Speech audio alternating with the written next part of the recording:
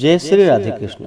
आप सभी का हमारे YouTube चैनल पे बहुत बहुत स्वागत है। आइए जानते हैं अपरा एकादशी व्रत के शुभ मुहूर्त के बारे में, पारण समय के बारे में, व्रत पूजा विधि के बारे में, महत्व के बारे में, नियमों के बारे में और विशेष करके इस दिन भगवान को किस वस्तु का भोग लगाना चाहिए। तो आइए जानते हैं इन सबों के बारे में। ज्येष्ठ माह के कृष्ण पक्ष में पड़ने वाली एकादशी को इसे अपरा एकादशी के नाम से जाना जाता है और इसे जो कि अचला एकादशी, जल क्रीड़ा एकादशी आदि नामों से जाना जाता है। अपरा एकादशी के व्रत में इस दिन विशेष प्रकार से भगवान विष्णु, माता लक्ष्मी और भगवान विष्णु के त्रिविक्रम स्वरूप का पूजन किया जाता है। यह व्रत जो कि सभी प्रकार के पापों को नष्ट करने वाली है। आप सभी भक्तों को अपरा एकादशी व्रत की ढेर सारी शुभकामनाएं।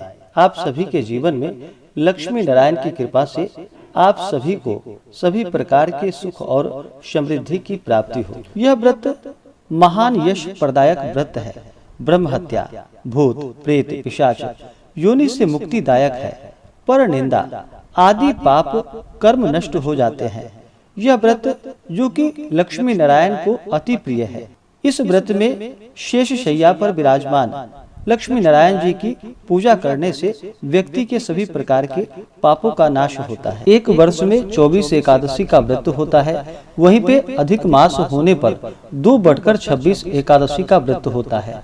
और एकादशी का व्रत जो कि हर माह के कृष्ण पक्ष और शुक्ल पक्ष की एकादशी तिथि के दिन इस व्रत को किया जाता है। इसे एकादशी या 11 व्रत के नाम से जाना जाता है और हर एकादशी व्रत का अपना अपना विशेष महत्व माना गया है। इसी प्रकार से ज्येष्ठ माह के कृष्ण पक्ष में पड़ने वाली अपरा एकादशी व्रत का अपना विशेष महत्व है। धर्म शास्त्रों के अनुसार अपरा एकादशी व्रत करने से गर्भपात, ब्रह्म हत्या, राक्षस योनि, झूठ, बुराई व अन्य पापों से मुक्ति प्राप्त होती है। इस व्रत को करने से मनुष्य को तीनों पुष्करों में स्नान के समान, गंगा जी के तट पर पिंडदान के समान और कार्तिक मास में स्नान के समान, सूर्य चंद्र ग्रहण में, कुरुक्षेत्र में यज्ञ, दान एवं स्नान के पुण्य के समान फलों की प्राप्ति होती है। जो व्यक्ति पूरे विधि विधान से अपरा एकादशी का व्रत करता है उसे सौभाग्य की प्राप्ति होती है, पापों से मुक्ति, मृत्यु के बाद फिर भगवान विष्णु के धाम की प्राप्ति होती है। जो भी एकादशी का व्रत करते हैं उन्हें एकादशी व्रत के लिए जो कि दशमी के दिन से ही व्रत में नियमों का पालन करना चाहिए। दशमी तिथि के दिन जो कि सूर्यास्त होने से पहले ही भोजन ग्रहण कर लेनी चाहिए। उसके बाद अपने दांतों को अच्छे प्रकार से साफ कर लेनी चाहिए। दांतों में कोई भी अन्न का रेशा न होने पाए, इस बात का ध्यान रखें। और दशमी तिथि, एकादशी तिथि, द्वादशी तिथि इन 3 दिनों तक जो कि तामसिक वस्तुओं का प्रयोग बिल्कुल भी नहीं करना चाहिए। मांस, मदिरा, लहसुन, प्याज आदि का प्रयोग बिल्कुल भी ना करें। शुद्ध और सात्विकता का पालन करते हुए, ब्रह्मचर्य का पालन करते हुए व्रत को धारण करना चाहिए। दशमी तिथि की रात्रि जो कि एकादशी व्रत का स्मरण करते हुए, भगवान विष्णु के नाम का स्मरण करते हुए सोना चाहिए। और एकादशी तिथि के दिन जो कि सुबह ब्रह्म मुहूर्त में उठ करके नित्य क्रियाओं से निवृत्त हो करके गंगा नदी में या घर के नहाने के पानी में ही थोड़ा सा गंगा जल मिला करके स्नान करना चाहिए। शुद्ध वस्त्र धारण करके व्रत का संकल्प लेना चाहिए। भगवान विष्णु से प्रार्थना करनी चाहिए कि हे भगवान विष्णु, आज मैं अपरा एकादशी का व्रत करने जा रहा हूँ या करने जा रही हूँ। इस प्रकार से भगवान से प्रार्थना करें कि यह व्रत मेरा निर्विघ्न पूरा हो और हमें पुण्य फलों की प्राप्ति हो। हमारे सभी प्रकार के दैविक, दैहिक और भौतिक सभी प्रकार के पाप और ताप नष्ट हो जाएं। इस प्रकार से भगवान से प्रार्थना करें।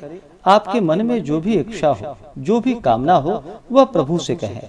और एकादशी तिथि के दिन जो कि दिन रात उपवास रहते हुए व्रत को धारण करना चाहिए। जो उपवास नहीं रह पाते हैं, जिनका स्वास्थ्य सही ना हो, वो एक समय फलाहार ग्रहण करे और एकादशी तिथि के दिन जो कि सुबह और शाम के वक्त पूरे विधि विधान के साथ भगवान विष्णु, माता लक्ष्मी का पूजन करे, कथा श्रवण करे। इस दिन ओम नमो भगवते वासुदेवाय आदि मंत्रों का जप करना चाहिए या श्री कृष्ण गोविंद हरे मुरारी इन मंत्रों का उच्चारण करते रहना चाहिए। मन ही मन जहाँ तक हो सके भगवान नाम का स्मरण अवश्य ही करनी चाहिए।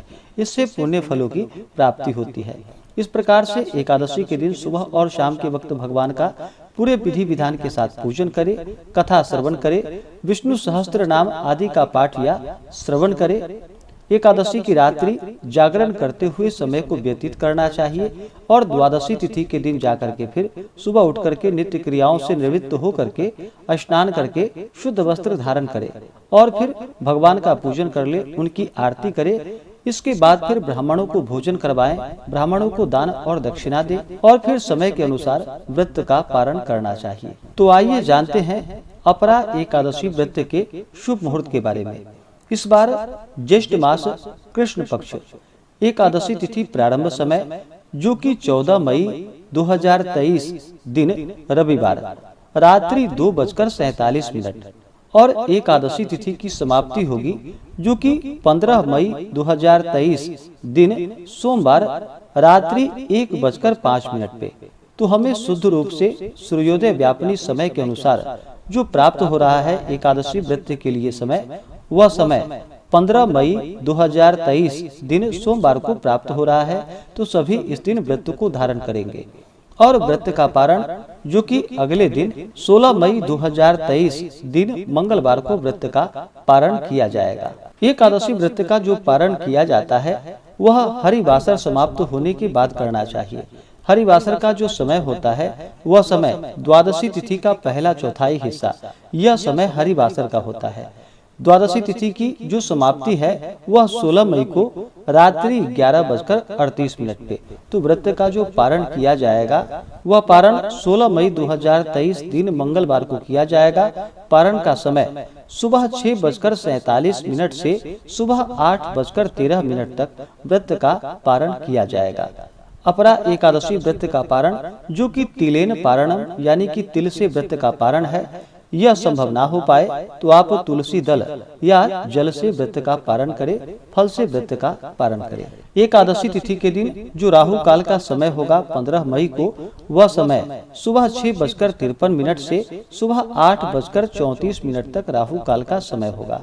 राहु काल समय के दौरान कोई भी शुभ कार्य या नया कार्य नहीं करना चाहिए, यह लाभकारी नहीं होता है, तो इस बात का ध्यान रखें। और 16 मई को जो राहु काल का समय होगा वह समय दोपहर 3:15 से शाम 4:55 तक राहु काल का समय होगा। योग जो कि विषकुंभ योग रात्रि 1:28 तक। नक्षत्र जो कि पूर्वा भाद्रपद नक्षत्र सुबह 9:08 तक। उसके बाद उत्तरा भाद्रपद नक्षत्र। जो भी एकादशी का व्रत करते हैं उन्हें एकादशी व्रत के दौरान जो कि नियमों का पालन करना चाहिए। व्रत के दौरान व्रत धारक को किसी के ऊपर क्रोध नहीं करनी चाहिए।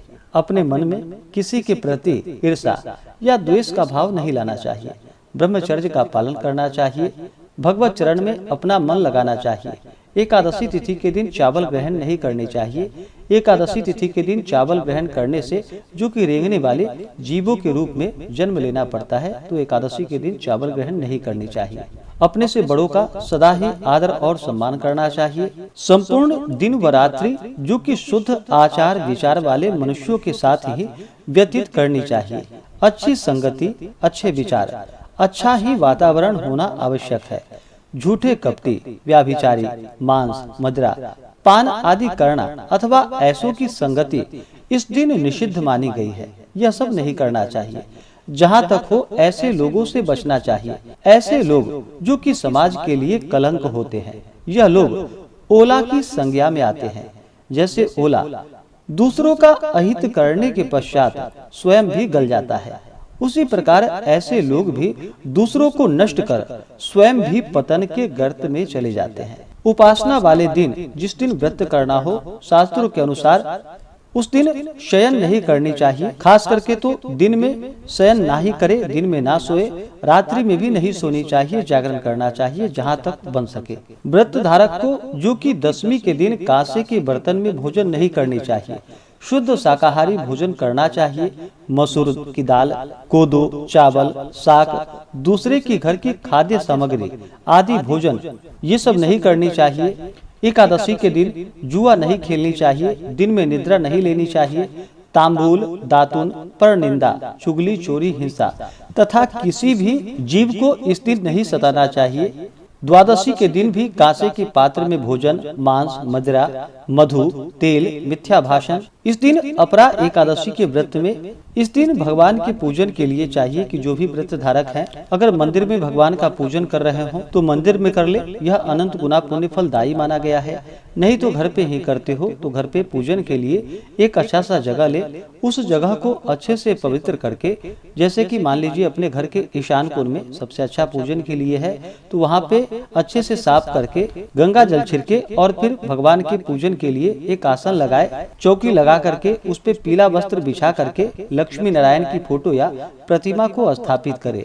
वहीं पे अपने लिए एक आसन लगाए और फिर उस पे जो कि पूर्व या उत्तर दिशा की ओर मुख करके बैठना चाहिए और फिर भगवान का पूरे विधि विधान के साथ पूजन करना चाहिए। किसी भी प्रकार के पूजन में सबसे पहले भगवान गणेश जी का पूजन किया जाता है, तो पहले भगवान गणेश जी का पूजन कर ले, उनसे प्रार्थना करे कि यह व्रत मेरा निर्विघ्न पूरा हो। भगवान गणेश का पूजन करने के बाद फिर कलश देवता का पूजन करना चाहिए। कलश में जो कि तीर्थों का, वरुण आदि देवताओं का आवाहन करना चाहिए। कलश पूजन होने के बाद फिर नवग्रह, इंद्रादि, 10 दिक्पाल देवताओं का पूजन करना चाहिए।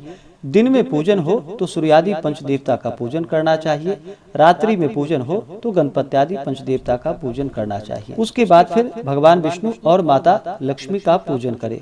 इस दिन भगवान विष्णु का जो कि जल से अभिषेक करे, पंचामृत से अभिषेक करे, शुद्ध गंगा जल से भगवान का अभिषेक करे, भगवान विष्णु को पीला वस्त्र चढ़ाएं।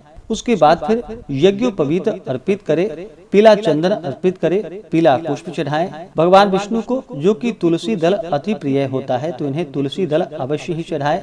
भगवान को तुलसी के बिना इनका पूजन पूर्ण नहीं माना जाता है, तो तुलसी दल भगवान को अवश्य ही अर्पित करे। उसके बाद फिर काले तिल भगवान विष्णु को चढ़ाएं। काले तिल ना हो तो सफेद तिल अर्पित करे।